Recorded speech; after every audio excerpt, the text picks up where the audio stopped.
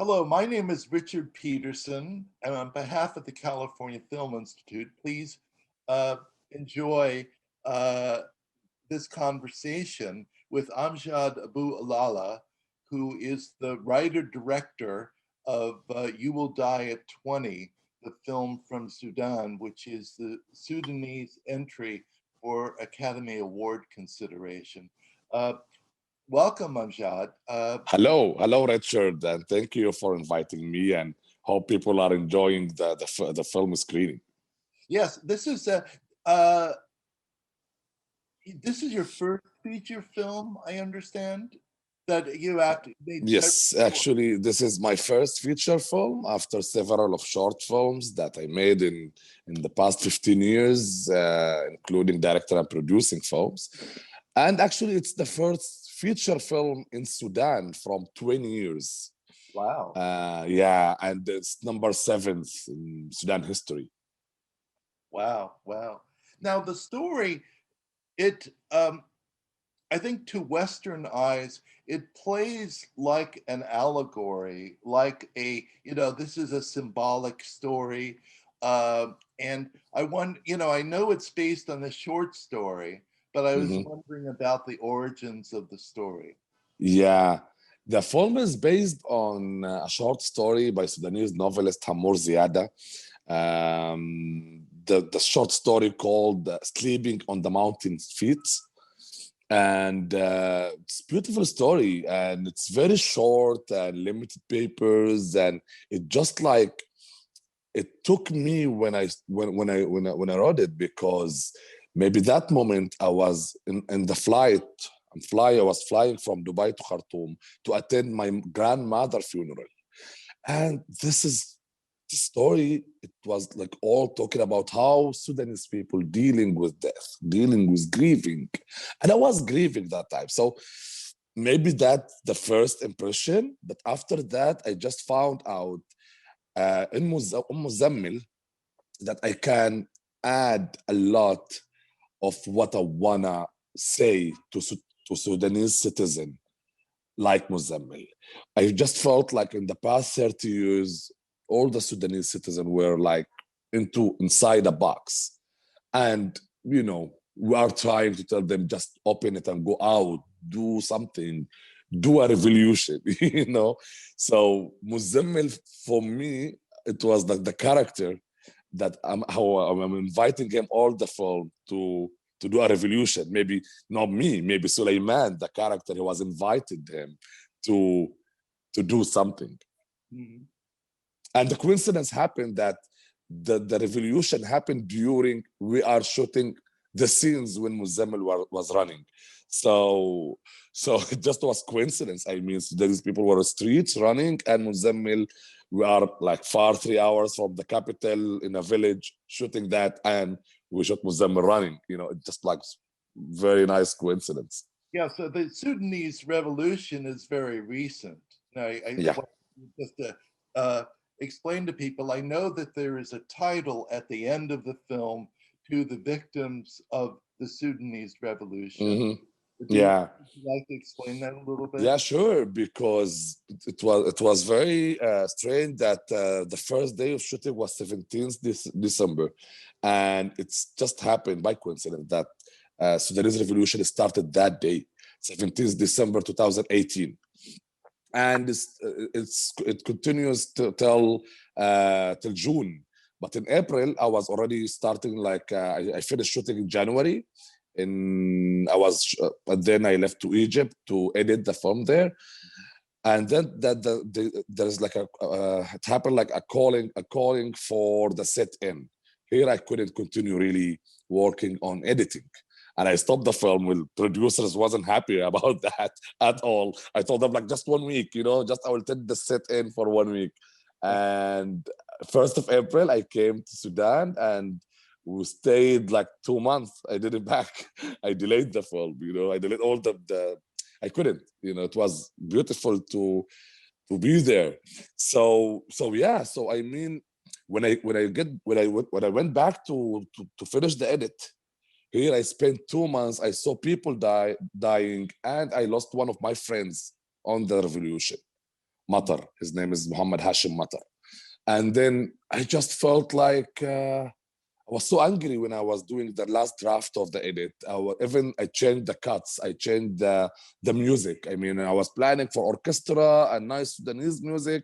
And then I asked my musician just to use like very harsh instrument and like just cellos and contrabass and just four of them just playing together. That affected everything, even the sound design. It affected everything from my point of view that time, including writing this sentence at the end. Yes, yes. Yeah. I think for visually, I mean, it's a very strong film visually. It's widescreen, and I think some of your images are quite arresting. And I wondered while watching the film whether the colors that people are wearing, do they have significance or meaning? But certainly it's aesthetically pleasing to see, you know, everyone wearing white or everyone wearing green. You know, the color design of the film is very good. But I wonder, you know, because I know that Muzamil's mother is always dressed in black. That Yeah. very noticeable thing in the film. And I know that you know there's a moment where another woman in mourning says, you know, I wear white to mourn my dead son, and you are Yeah. wearing black to mourn your living son. So I would like you to talk about the colors for some I of would like to, because there's very interesting topic, and I worked. And here I should say I'm very proud of my Sudanese crew who worked on costume design and art department in general, because they understood what I want to tell by colors on this film. Two things. I will talk about the grieving and the mother and the other old women, and I will talk about Sufism. So I will start by that. The film was criticizing somehow some you know, some habits that start to be happening with Sufism and beliefs and stuff. But at the same time, Sufism had very interesting visuality, you know, for art and music and the way they dress. Even in Turkey, you can see the red hats that including here also, because, you know, Sudan was like Turkish Osmanic Empire also before. So yeah, part of the color, the green, the red, those more inspired from the Sufism, which is the background of the story, because the prophecy happened, and then we didn't talk a lot about Sufism, but it's still there in the colors. And you have also the grieving side. Well, here I will tell you about how I influenced my memories, because I remember when I was 10 years old and my aunt died. I remember how my aunts and my mothers, they wear black for 2 years, just black dress. They are not allowed to wear anything. Actually, they are allowed, but because she died 27 years old, she was young, so they just said they need to grieve her more. I can't forget as a kid watching all those women around me wearing black and sad for 2 years, you know. And I can't forget my grandmother wearing white for her daughter, because that's like traditional things. When a daughter died, the mother will wear white. So that's why I adopted Nafisa wearing white and Sakina wearing black. But actually, here's Sakina. She didn't really losing him. I mean, he's still alive, and here's the paradox of it. yeah. So yeah. It's and I think Mr. Solomon is a very interesting character too. He represents everything I think that's different from the standard society. You know, he drinks alcohol, he smokes, and he watches movies, which is the most. He's me. He represents me. And How can say it obviously, and I don't shy to say that. And actually, when I noticed that during writing the last drafts, or my friends start notice that and my crew, like there is too much of you, too much of the way you talk, too much of your sentences, your personal ones. And I said, okay, yes, I don't mind that and stuff. And then I start mind it a little. So I start cut some scenes for Suleiman. Then in shooting, I cut it as scenes. And then in editing, I deleted 2 scenes for him just to minimize my voice, as I can. I was trying to fight me. It's interesting. He tells, when he gives the advice, he says, try sinning, because Yeah. the boy is too innocent and too, Yeah, and he need to try something. He need to sin to know what's right or wrong. He need to fall down so he can stand up again. I mean, there is some heritage religious heritage about like if you know that you are gonna die, you will just be too good to be true. And you need to be that, because if you don't know, you can make a mistakes and then do it right again, and then God will forgive you. But you don't know, you will suddenly die. So you need to be just right, just perfect. Yeah. And no one is perfect. I know that, in that, one of the Mr. Solomon sequences, you have some clips. I recognize the clip, I think, from Cairo Station. Yeah, Yusuf Shahid. Yusuf Shahid. Right. Yeah. So, and I didn't recognize the other film, but were those films influences on you? Yes, sure. Not just those. Actually, there is another shots in the films. I made it also to send some salut for, or some regards for directors influenced me, and I love them.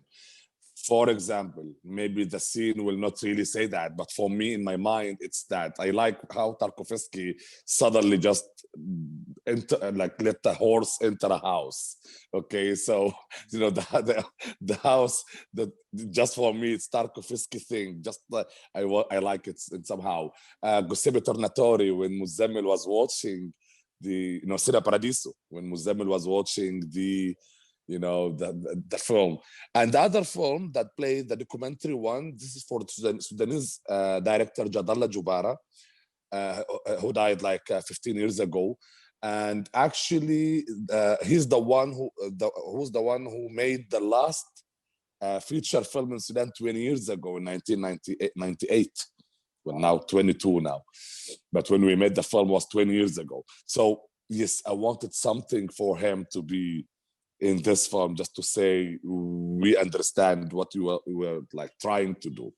And there is another shots for another Egyptian director, when Muzamil going through the corridor. There is a beautiful Egyptian film for a director who died after this one film. It's called in 1969. It's called The Mummy, Years of Counting, Years of Counting Days or something. That's beautiful film, and including this corridor a lot. So and I'm sure that the boat scenes, it just remind me somehow also it reminds me by Amir Kusturica, Time of the Gypsies, and also Theo Angelopoulos with Weeping Meadows.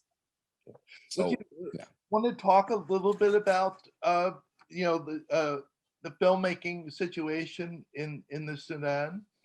Do you have obviously there are not many. You said this is the first film in many years. That was So that means obviously there is no film industry there, and that was very hard for me to decide to do film in a country without infrastructure of cinema. Yeah, I mean, even when it's come to, let's say, for the equipments, I had to take like support from Ari, and even like to take that support. That means we will fly those equipment. So we fly like 4 tons of equipments from Cairo to Khartoum. Also, I faced like there is no industry, so that means there is no crew. I mean, there is a crew, but you know, they work in ads, NGOs, Pepsi Cola, those stuff, but they don't really work in drama. So I choose the one who I know like they are following me from years because they love cinema. When I'm doing my short films or talking about festivals, I was like, you know, doing Sudan Independent Film Festival as a head of programming from 7 years. So the faces that I saw there and they came to me before years to tell one day we want to do cinema, those the one who I collected at the end. Also, I faced that with the actors because there's no professional actors in Sudan. So I had to do casting in social media, you know, to announce a casting. And then I chose Muzamil from there. I chose his girlfriend in the film, Naima, Bunna Khalid, and many others. But there is some professional actors who worked not also in cinema, they just worked in theater, TV, drama, and stuff, like Mahmoud al-Sarraj, who played Sulaiman, and the mother, Sakina Islam Mubarak. Yeah. Is there a television production? Very few, because, you know, don't forget, Richard, that it was a country ruled by Muslim Brotherhood. So they don't really support anything art. They don't want to support it at all. So like very few TV drama. I'm talking about TV, two shows, you know, like drama show on the year or 3 maximum. So yeah, very limited, and that was like very hard to find the right ones for the vision that I wanted. And I worked with those actors for training like 1 year actually. Every week, like two or 3 days a week for 1 year, because I needed to work more with the professional ones than even the new ones. The new ones are fresh, but the old ones, you know, they have the theater methods, Stanislavski methods, and you know, and I want to change that for the methods that I love on cinema. Well, I certainly did. You know, there to me there was no difference. You know, you weren't lacking in quality with the performances, or certainly visually, the film is very beautiful to look at. Thank you. Uh, Yeah. Congratulations on that. Thank you. Thank you. And here also, I want to thank also my DOP, the French DOP, Sebastien Gobfert. And this is very important to say, like, we decided to mix crews. So what I can have Sudanese people on it, like the art department, as I mentioned, I did it Sudanese. But for technical, you know, jobs like director of photography, sound design, I couldn't. So I mixed from France, Egypt, Sudan, Lebanon, with 50% Sudanese. Yeah. And so that can be like really, and I brought actually a lot of Sudanese to train with those from outside. Yeah. Well, do you have any last thoughts you'd like to share with your audience? Just I wanna tell them, like, I hope you enjoyed the film and let me know on social media, and yeah, and wish us luck on the race of the Oscars and Golden Globe. Yeah, well, good luck with the film, and I think it's actually opening. Isn't it opening in New York today? It's today. Yes, it's opening, I think, in US in general today. This is you know, we're recording this on Friday, January 2nd. Yes, so all these exactly are just coming out now. Yes. Yeah. So I hope people enjoy it all over US, and I'm looking forward to hear what they thought. Well, thank you very much for your participation. Thank you, Richard. Thanks. Look forward to meeting you in person. I hope when all these crazy days passed, like hope next year. Thank you, Richard. Bye. Bye-bye.